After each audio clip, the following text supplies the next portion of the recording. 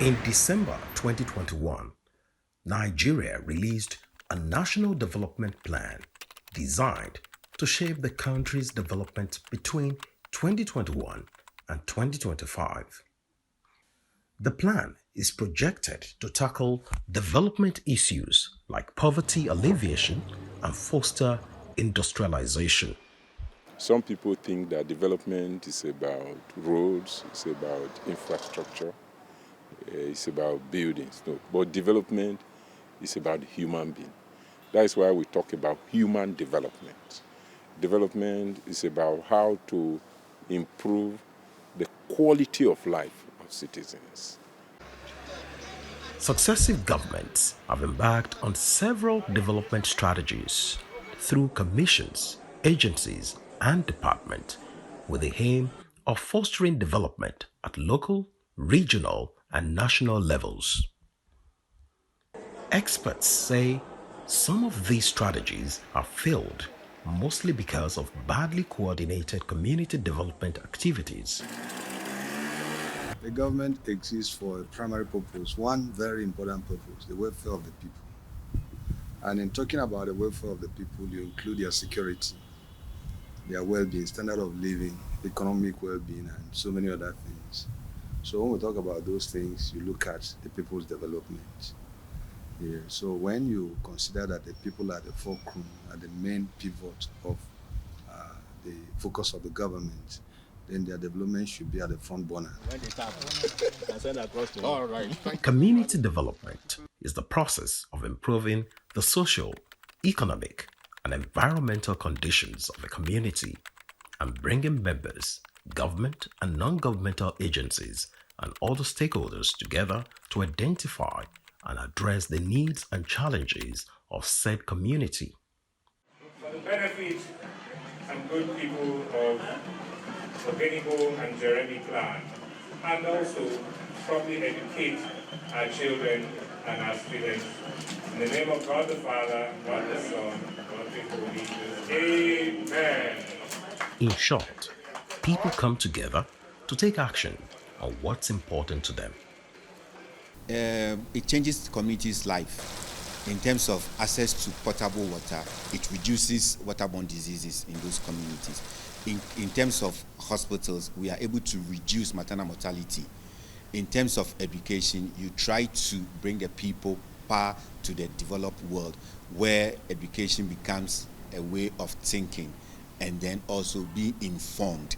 So we may look at it from that perspective, that you could have indices that before the hospital, there were issue of child mortality before, and then after it has reduced. You can also look at market access. They are able to sell their produce, which makes them to get some money for their livelihood activity. So we look at that their lifestyle changes from worse to better. Community development is based on the action and belief that all people should have access to affordable health, general well-being, wealth, equitable justice and opportunity.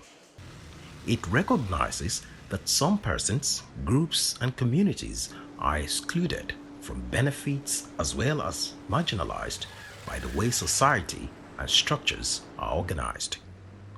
Community development seeks to challenge these and ensure fairness for all citizens from one community to another. In a country, for instance, there is the need for a development strategy. The strategy that the country will use to improve the quality of life of the citizens. And that strategy comes from the vision for that country, and you go to have a machinery that you'll be able to translate that strategy to concrete programs and projects that will touch the life of citizens. And then you back it up with budget or financial allocation. And then as the people access these services, their quality of life will begin to improve. Experts say in order to make an impact, a developing country such as Nigeria must prioritize certain basic needs in any initiative aimed at improving living conditions for the people in any given community. What should be considered before embarking on any community project? They may have a need in terms of water, education, hospital. Maybe some may also decide to tell you that they want market. Some will tell you they want football field.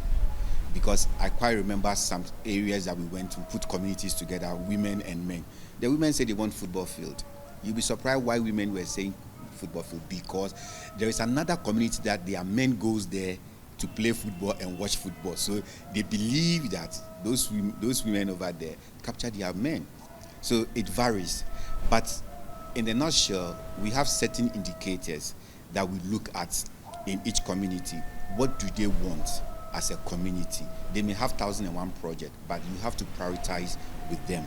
So once you are able to facilitate that, they look at the needs that they prioritize. So that's why I said some may decide that hospital, clinic will be their area of concern, whilst others will tell you water if they don't have available water at their disposal. Some will tell you education. So it varies.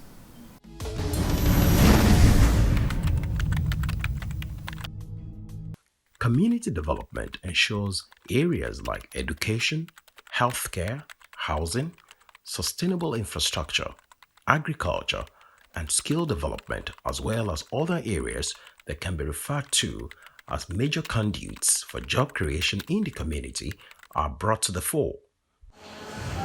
These translate to new business opportunities, investment in local businesses, as well as other endeavors that can facilitate further development. When we begin to live in the cities and we look at the cities, we focus on the cities, we forget that, there are grassroots places, there are communities, there are certain places where people actually live, and where they live happens to be in their communities. And for development actually to impact as it is meant to, it must focus, it must target the people from the grassroots, and that's the communities. Stakeholders say it should not just be about improving the physical conditions of a community, but about empowering people to be agents of positive change wherever they reside. It has been proven that when individuals and communities are given the tools and resources they need to improve their own lives, it can make a significant difference in the change from worse to better.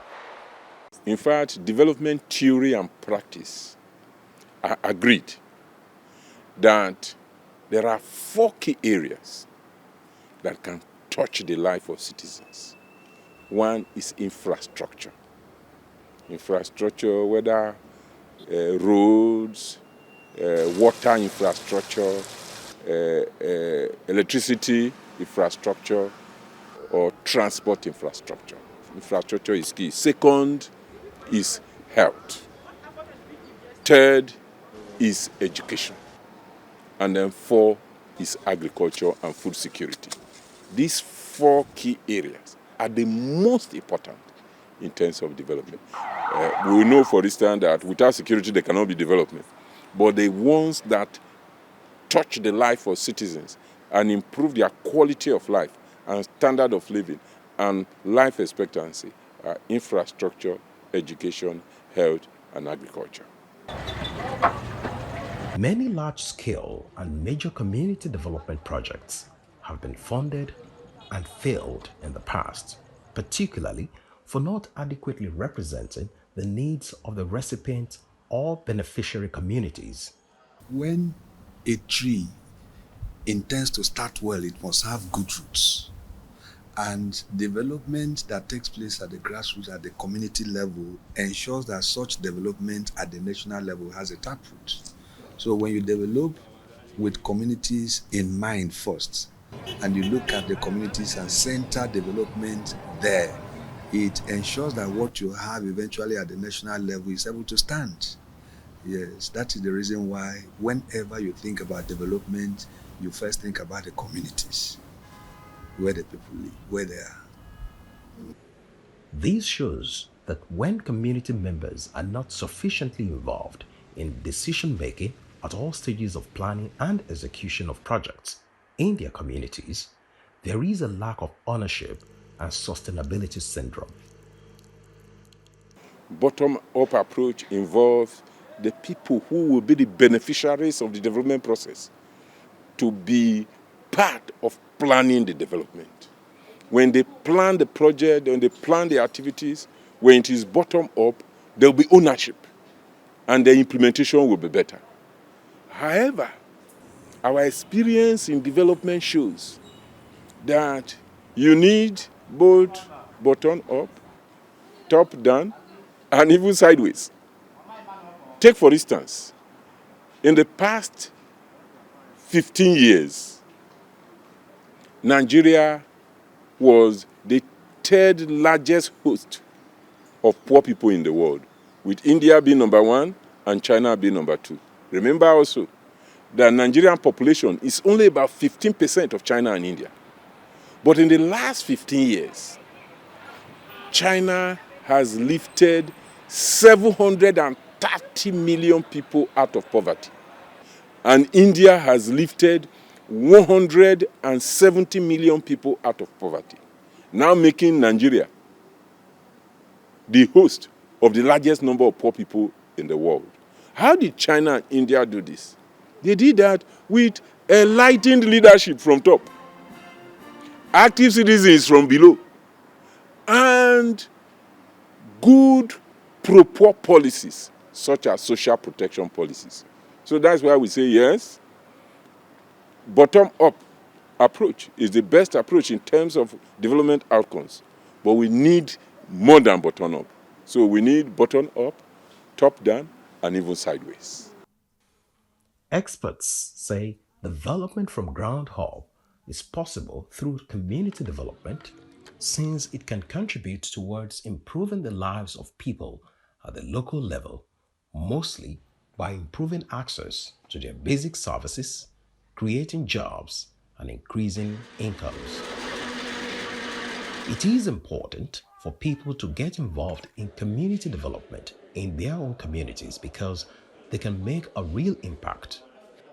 The most important thing is access to education, quality of education, the content of education, the relevance of the education, and how the education can prepare the people to live good quality life.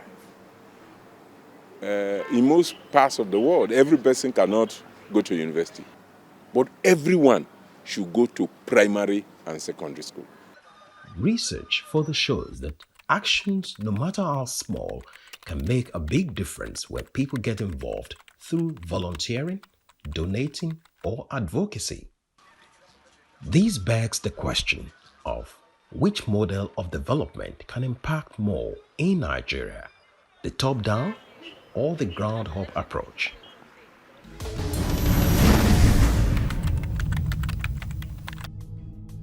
If you try to do top bottom down, you will fail, because when you want to talk about project sustainability, then you failed.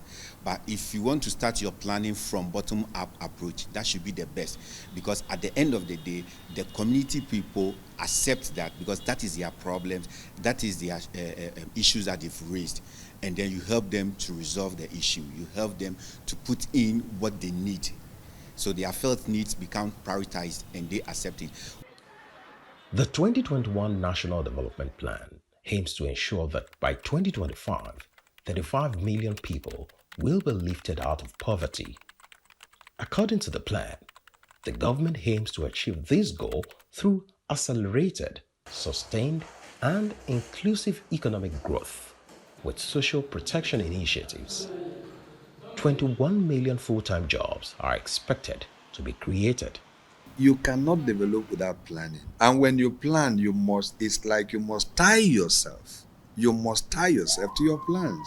Your plans will discipline your spending, will keep you away from frivolities, will keep you focused. But when you plan, and because a government is a continuum where societies understand how development is gotten, they operate a governance system where one government comes up and takes over from the last one in a sequence, and so there is no interruption.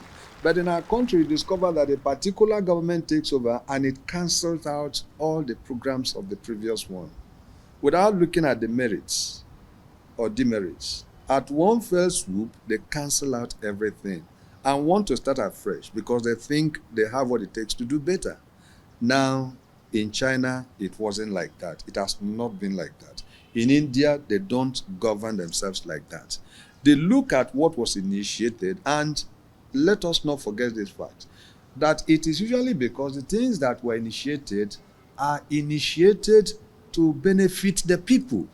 That countries that have made tremendous progress in the last 30 years, like China, India, Mauritius, Botswana, Singapore, Brazil, are countries with long-term development plan and five-year national plans. And that is what we need to operationalize in this country. Luckily, the departing Buhari administration has produced Nigeria Agenda 2050. And there is also the first plan from 2020 to 2025. This Tinubu administration need to key into that Nigeria Agenda 2050, amend, review, and make it to align with its own development aspirations, but ensure that there is an overarching development strategy that guides the work of the government. According to the plan, key sectors such as agriculture, manufacturing, trade, oil and gas that account for 60% of the country's gross domestic product will be revitalized for achieving stronger economic growth. The government also promised to invest in key infrastructures such as physical, financial, digital, science, technology, and innovation. It is the duty of the government to de-emphasize white-collar jobs, and then this idea that if you can speak better grammar than your traditional language, you're a better Nigerian. No, it's a big problem we have.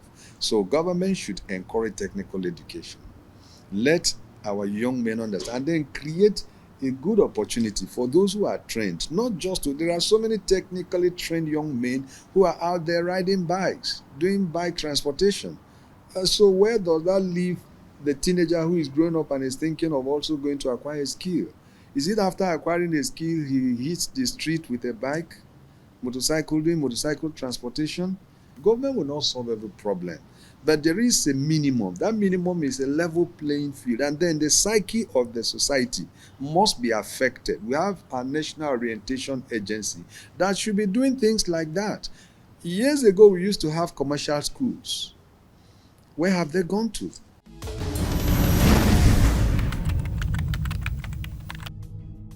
The United Nations defines community development as a process where community members come together to take collective action and generate solutions to common problems. It also seeks to empower individuals and groups of people with the skills they need to effect change within their communities. Establishment of skills acquisition centers and ensuring people in said communities are willing to learn those skills can help rural communities earn income to improve their living standards. If you are leaving a rural community to urban community, there are certain things that are pushing you from your community to the urban communities. One, education, access to light, access to telephone facilities. Today we are now in a small world where we can communicate with each and everyone. Access to potable water, access to quality education, access to open market, and then access to housing, decent housing and decent jobs and wages. So these are the things that drive people from the rural area to the urban area. Now, in urban area, people think they are living a luxurious life, but when you look at the quality of air, the air pollution, people wouldn't like to even live in an urban area. So when you bring those things that are driving the people from the rural area to the urban area, it means that you are bringing people apart. So there is no need for them to leave their families where they were born and raised to another place that they don't even know. So these are the things, these are the push and pull factors that, so to bridge that gap, I think we have to mirror what we have in the urban area to the rural area. That would be the best way to reduce the rural-urban migration. Traditional rulers and community leaders, being the custodians of the people's culture and tradition and closest to the people at the community level, have a major role to play in community development. I have the honor to cut this tape today to declare or commission this beautiful model secondary school for the benefit of our state. For God help us.